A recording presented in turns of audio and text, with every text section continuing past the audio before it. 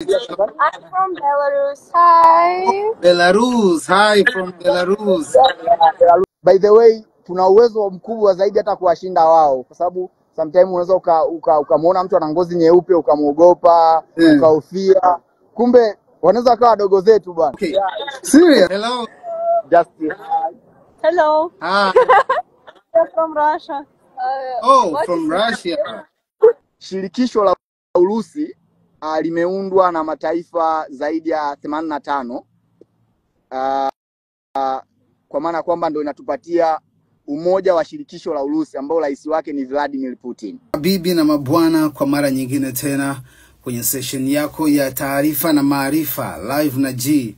Na hapa huwa nazungumza na mtu kwa kile anachokijua ama kile ambacho anakipitia, kwa sababu wanasema experience ni mwalimu mzuri, lakini pia mwalimu mwingine yupo darasani. Na kuna watu interesting naongea nao kutoka sehemu mbalimbali duniani. Na leo niko na jamaa ambaye naongea naye sasa hivi kwa sababu ya tunapoelekea kwenye uchaguzi mkuu. Tuko Tanzania inaelekea kwenye uchaguzi mkuu, na ni wakati ambao kuna purukushani za kisiasa zinaendelea. Na hapa huwa sijadili siasa kwa maana ya vyama, huwa najadili matokeo ya siasa. Naam mkuu, nakupata mkuu wangu. Mzee Mashauri, kwema? Kwema kabisa, za nyumbani Tanzania. Bwana fresh kabisa. Hilo anga ni anga la eneo gani hapo Urusi? Hili ni anga la Moscow. Moscow moja kwa mzee Vladimir Putin. Hili ni anga la Moscow kwa mzee Vladimir Putin. Wow. Katikati kabisa ya jiji la Russia. Mji wa Russia ndio. Okay. So, mzee Mashauri, kwanza kwa faida ya yule ambaye ndo anakuona kwa mara ya kwanza, mimi nakufahamu kama Mr. Africa, lakini pia nakufahamu kama katibu wa CCM ndani ya Urusi. Sijawahi kujua hicho cheo, tutakijadili pia. Wewe unapenda tukujueje? Naam. Okay. Napenda kwanza nifahamike kwa utambulisho wa majina. Jina langu naitwa Geoffrey Saboya Mashauri, lakini sana natumia Mashauri. Nipo Urusi kimasomo, lakini kama ulivyosema, nimepata fursa ya kushiriki katika shindano la Mr. Africa ambalo tulilifanya mwezi Februari tarehe 19 fanyikia hapa mji wa Moscow. Na mgeni rasmi, mmoja wa wageni ambao alikuwepo ilikuwa ni balozi wa Tanzania nchini Russia ambaye ni Mheshimiwa Frederick Kibuta. Wow. Na mwakilishi wa shindano hilo la Mr. Africa alikuwa ni mimi ninayeongea Mashauri. Lakini kama ulivyosema, nimepata fursa ya kuchaguliwa kuwa katibu wa Chama cha Mapinduzi nchini Urusi, kwa maana ya kwamba ninasimamia wanachama wa Chama cha Mapinduzi kwa nafasi ya utendaji wanaoishi diaspora nchini Urusi. Naam. Wow. Sasa na vitu vingi natamani kuongea na wewe, lakini maana yake una interest na siasa kwa sehemu kubwa. Naam. Kuna hili swali niliwahi kumuuliza hata Eriko Nyerere, huwa nawauliza watu wa kwenye siasa pia kwamba unahisi siasa ipo kututatulia matatizo yetu ama kutusaidia kuishi nayo? Naam, swali zuri. Siasa ipo kutusaidia kututatulia matatizo yetu. Miaka mingapi, miaka 1000 ngapi mpo kwenye mifumo yetu ya kijamii, mnatuambia mtatutatulia, tumewabadilisha sana, mmekuja na mambo mengi sana, bado matatizo yako pale pale. Unajua jamii bado ina dhana tofauti tunapozungumzia siasa, na dhana ambayo jamii nayo ni dhana hasi. Watu ukisema mimi ni mwanasiasa au ukizungumzia siasa, inatofasirika kama ni uongo, inatofasirika kwamba ni mtu ambaye ni mjanja asiyeaminika. Lakini kiuhalisia, unapozungumzia siasa ni mfumo wa maisha. Hakuna namna ambayo tunaweza tukajitenga na siasa, na nimejibu in a clear way kwamba siasa ipo kututatulia matatizo yetu. Kwa sababu nimesema hivi kwa maana gani? Siasa ni mfumo wa maamuzi, mfumo wa kufanya maamuzi. Kwa hiyo kitendo tu cha kusema kwamba hapa panahitaji kituo cha afya, that is politics. Hiyo ni siasa. Kitendo cha kusema kwamba tunahitaji kuwa na mpango wa miaka 20 ijayo ya maendeleo ya taifa letu, huo ni mfumo wa siasa. Hiyo ni siasa, it's involved decision making. Kwa hiyo that's why nimekujibu in a clear way kwamba siasa ipo kututatulia matatizo yetu. And by the way ni kwamba pasipo siasa hakuna chochote kinachoendelea. So interest moja nimependa kwamba majibu yako ndio sehemu ambayo wewe upo CCM, lakini unafanana majibu yako na mwanasiasa ambaye ni kama Yeriko Nyerere niliyomuuliza hili swali. Alianza hivyo hivyo naye kuitetea siasa na akatupa tafsiri ya siasa. Lakini unafahamu kwamba tuna matatizo mengi kama jamii licha ya kwamba mpo mnaendelea kuwepo? Yes, ninafahamu matatizo yapo na kimsingi ni kwamba hawezi kuisha. Yes. Matatizo yapo na siasa kama nilivyosema kwamba dhana ya siasa. Mmetuambia mnayamaliza, lakini mmetuambia mnayamaliza. Yes, matatizo hayawezi kuisha kwa sababu kila siku matatizo yanatokea. Huwezi ukasema kwamba kuna siku itatokea matatizo yataisha. Ndio maana uongozi unafanya kazi kila siku. Mfumo wa siasa unafanya kazi kila siku. Ni kama baba kwenye familia, utakuwa una mchele kilo 5 lakini unga utapungua au utaisha. Kwa hiyo utapambana tena kutatua tatizo la kununua unga. Kwa hiyo matatizo hayawezi yakaisha, lakini mfumo wa siasa unatusaidia katika kuyahandle, kwa maana ya kwamba kuona namna gani tuna allocate resources tulizonazo. Okay. Yeah. So nilikuwa na kuna jamaa mmoja alinirecommend hiki kitabu kinaitwa Clash of Civilization. Yes. Ni kitabu ambacho kinazungumzia mambo mengi. Ni kitabu kiliandikwa mwaka 1993 na huyu jamaa anaitwa Samuel Hamilton, kitu kama hicho. Yeah. Jamaa akawa anazungumzia dunia ilipotoka na vita zilizosababishwa, changamoto zilizokuwa zinaikabili dunia. Akasema tulitoka kwenye makings kwamba wafalme ni princess na princess ndio wanapambana katika kutengeneza nchi. Princess wakaanza kutengeneza zile sehemu za utawala za kwenye himaya, wakatengeneza ikaundwa nchi baadaye zikataka kujitawala. Kipindi hicho princess ndio walikuwa wanapigana. Ikaja sehemu za nchi mpaka vita ya kwanza ya dunia ni nchi ndio zilikuwa zinapigana, kwamba ni nchi na nchi ambazo ni kitu kilichotoka kutoka kwenye empires. Kwa hiyo baada ya pale ya vita ya kwanza ya dunia, kilichofuata ilikuwa ni ideology. Binadamu walikuwa wanapigania ideologies kwa maana ya zile ubepari, socialist and everything. Jamaa akatabiri vitu vingi sana, na alitabiri mpaka vita ya Ukraine na Russia sasa hivi ambayo inaendelea, kwamba huku tunapoelekea tutakuwa ni sehemu ya culture na civilization. Maana yake tutakuwa ndicho ambacho tunapigania kama binadamu. Na tunaposema culture nadhani unaelewa, civilization nadhani unaelewa.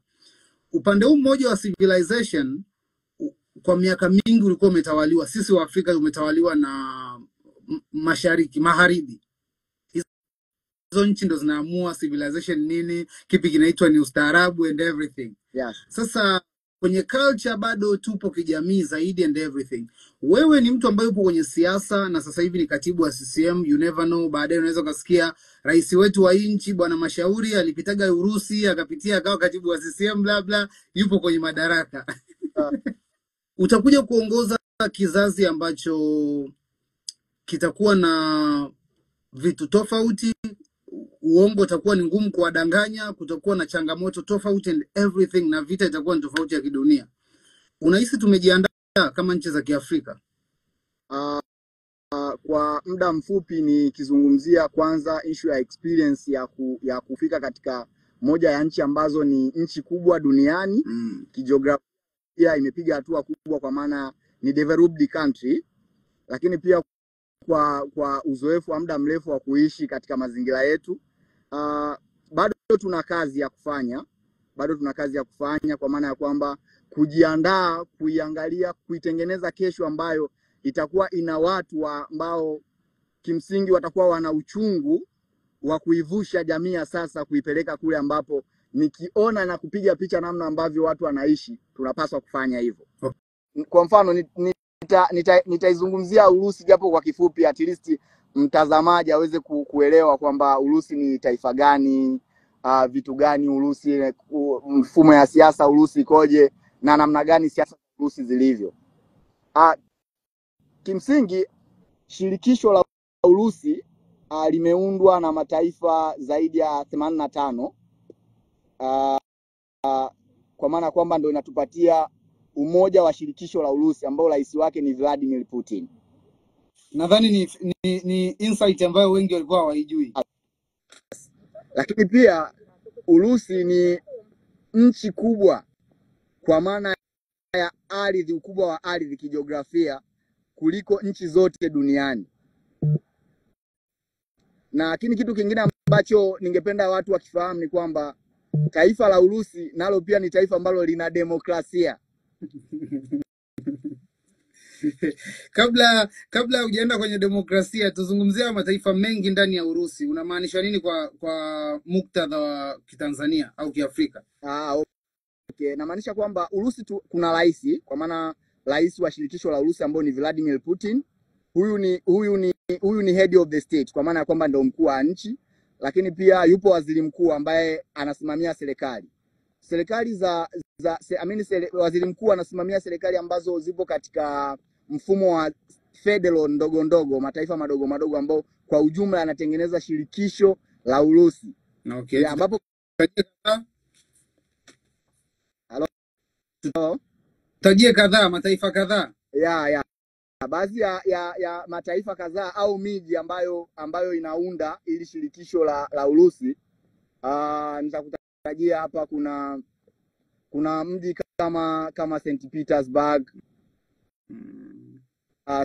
Sevastopol.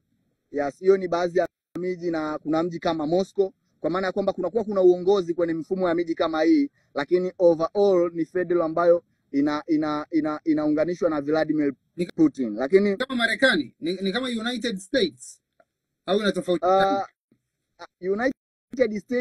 United States inaweza ikawa ina utofauti na Urusi, kwa maana ya kwamba Urusi ina mataifa ambayo kama nilivyosema kwamba ina mataifa 85 ambayo yamezunguka. Kwa mfano, utakuja kuzungumzia mataifa kama Azerbaijan.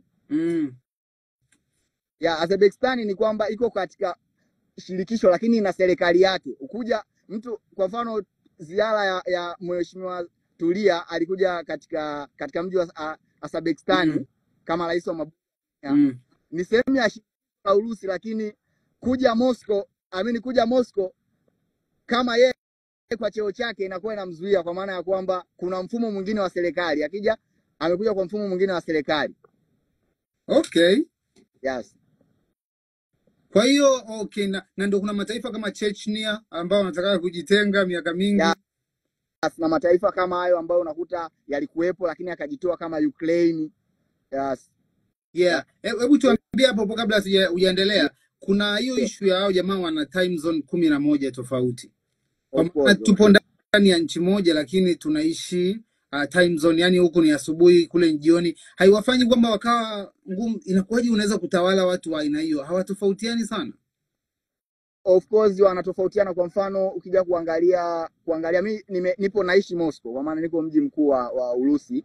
By the way, time zone ya Moscow ina utofauti na miji mingine. Kwa mfano ukizungumzia hiyo Azerbaijan, lakini pia ukizungumzia baadhi ya miji kadhaa kama St. Petersburg, ni miji ambayo inakuwa inatofautiana kwa maana ya time zone, lakini ni kwamba wanaendana kulingana na nature ya time zone yenyewe, kwamba huu ni muda wa mchana, wanafunzi wanaenda shule mchana. Okay.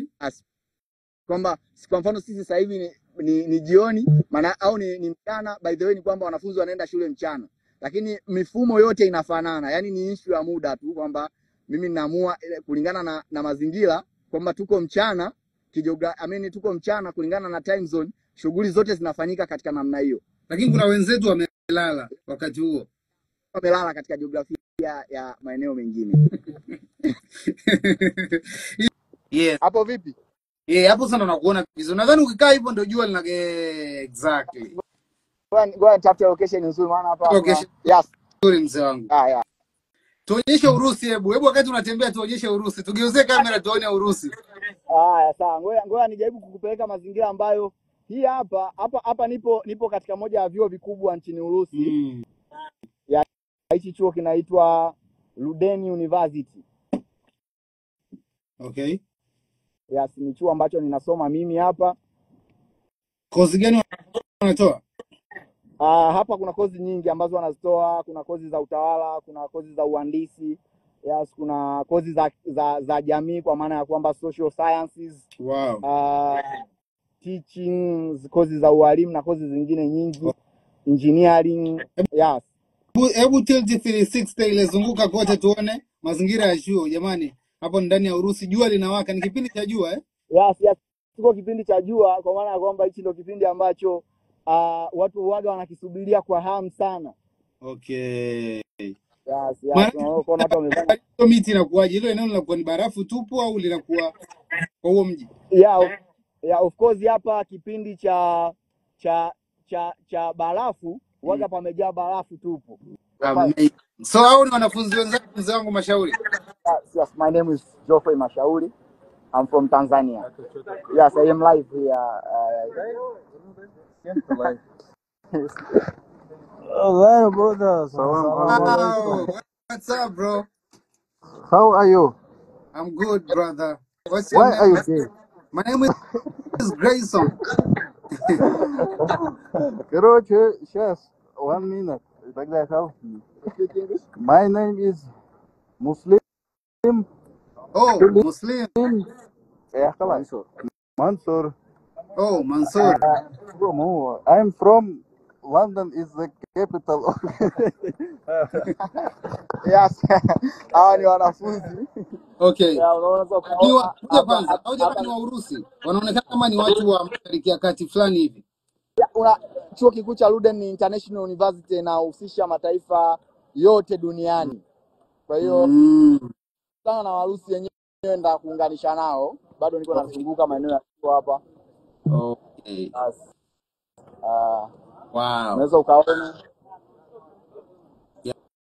ya maisha ni yani. Kwa mara ya kwanza tunapata experience hapo na Bwana Mashauri akiwa anatisha hapo kwenye chuo kama Urusi. Hello. Hi. Hi everyone. Yeah, this is live from Tanzania. Yes. Please, can I have somebody? I'm from Belarus. Hi. Belarus. Hi from Belarus. Belarus ni moja pia ya state ambayo iko ndani ya shirikisho au. Yes. So na moja kwa Kiingereza niongea kidogo. Hey, wow. That's nice. No English? No. No? He speaks English. Only English. Yes, only English. 50-50 English. Anaweza kuongea kidogo 50 kwa 50. Unaweza. Sawa. Tuendelee mzee Mashauri. Kwa hiyo okay. Hello. Just hello. Hi. I'm from Russia. From Russia. Are you from Moscow too? Yes, it's Instagram live. Yeah, it's live on Instagram. Это много людей спросили. Вот. How many people? Okay. I like the vibe, guys. Yes. Naona wazuri wa Kirashia mwanangu. Sijui ni Russia, wengine wananiambia ni Belarus. So, wewe unasikia Mashauri? Nimeona hapo na mataifa mbalimbali. Unawezaje kuwatofautisha huyu ni watoka especially wanawake? Unawezaje kuwatofautisha? Of course unaweza kuwatofautisha. Kwanza ni ngumu kuwatofautisha kwa sababu most of them wanafanana, lakini Warusi ni wazuri zaidi. Okay. Naweza sibishani na wewe kwenye hilo. Watoto wa Kirusi noma. Yes. Unaweza kaona lile ni bango limeandikwa Luden University, discover the world in one university. Kuna bango fulani. Naomba ulizoom vizuri. Inaitwa jitu chuo umesema? Hichi chuo kinaitwa Luden University. Ngoja nijaribu kuizoom. Luden University. Yes. Ndani ya Moscow City. Yeah. Okay. Maneno ngoja nijaribu kuyazoom. Definitely. Yes, unaweza kaona pale anasema discover the world in one university. Kwa maana ya kwamba katika hichi chuo unaona utakuta kuna almost kila taifa lina mtu hapa.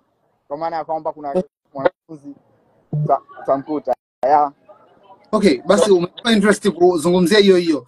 Maana yake umekutana na mataifa mengi sana, umeona watu wanachoamini, umeona watu wanachokula, umeona watu wanavyofanya vitu vingi sana. Nini ambacho umejifunza baada ya kudigest kila kitu ambacho umekikuta hapo chuoni? Yes, of course ni takriban miezi 5 toka nimefika hapa chuoni. Moja kati ya kitu ambacho nimejifunza ni kwamba moja kati ya kitu kikubwa, nimejifunza mambo mengi, lakini moja kati ya kitu kikubwa ambacho nimejifunza ni kwamba ni kujikubali na kujiamini tu kwamba yes, kwamba tuna uwezo, tunaweza, we Tanzanians. Yeah, na by the way tuna uwezo mkubwa zaidi hata kuwashinda wao, kwa sababu sometimes unaweza ukamuona mtu ana ngozi nyeupe ukamuogopa, ukahofia, kumbe wanaweza kawa wadogo zetu bwana. Serious? Mimi nakuamini, unajua. Are you speaking English? Yes, nakutana. Hi. Hello. How are you? How are you? Are you speaking English? No. You don't speak? And you? No. Yes. Hawa hawawezi kuongea lugha ya Kiingereza. Unajua bwana huko. Ngoja kwanza, mnawasilianaje sasa? Normally watu kama kwa sababu kuna translation, lakini wachache wanajua Kiingereza. Yes. Wachache wanajua Kiingereza, sometimes unaweza kutumia translation, lakini pia lugha ya Kirusi tunaisikia. Kwa hiyo unaweza kuwasalimia kwa Kirusi somehow. Yeah. Kwa hiyo bwana Mashauri umeanza kuongea Kirusi na wewe? Привет. Just hi. Nyanza Vuti Mashauri. Yeah, East Tanzania. Okay. Unaelewa sasa. Na unaifeel hiyo, unasikia Mashauri? Hii ni Madini.com.